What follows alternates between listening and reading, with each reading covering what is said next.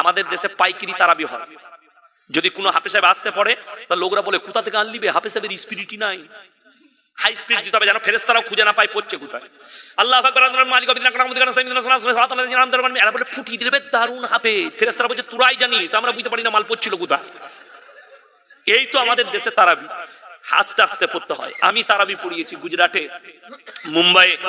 আলহামদুলিল্লাহি রাব্বিল আলামিন আর রহমানির রহিম মালিক ইয়াউমিদ্দিন ইয়াকা না'বুদু ওয়া ইয়াকা নাস্তাঈন ইহদিনাস সিরাতাল মুস্তাকিম সিরাতাল লাযীনা আন'আমতা আলাইহিম গায়রিল মাগযুবি আলাইহিম ওয়ালাদ-দাল্লিন। বুঝতে পারলেন না? সূরা ফাতিহা পড়েছি। আলহামদুলিল্লাহি মালিক ইয়াউমিদ্দিন ইয়াকা না'বুদু ওয়া ইয়াকা নাস্তাঈন ইহদিনাস সিরাতাল লাযীনা আন'আমতা আলাইহিম। ফেরেশতারাও খুঁজে পাবে না। আর নামাজটাও এরকম হবে। ঈমানদারির সঙ্গে যারা 5 ওয়াক্তের নামাজি, যারা তারাবি পড়েন, তাদেরকে বলছি বুকে হাত দিয়ে বলুন, হাফেজ সাহেব আমরা যখন রুকু করি সুবহান রাব্বিল আযীম সুবহান রাব্বিল আযীম সুবহান সামি আল্লাহু লিমান, তখন অনেক মুক্তাদির একবারও হয় সুবহানাল্লাহ করতে করতে মাল উঠে পড়েছে, যা পুজো লিখে। আর ইয়ার কি বলবে যে দে চালিয়ে দে, ঠুকে দে। তো নামাজ এরকমই হলো। জিজ্ঞেস করুন দারুল উলুম দেওবন্দের মসজিদে রশিদিয়ায় তারাবি হয়, মিনিমাম 2.5 থেকে 3 ঘন্টা এক পারা পড়ে।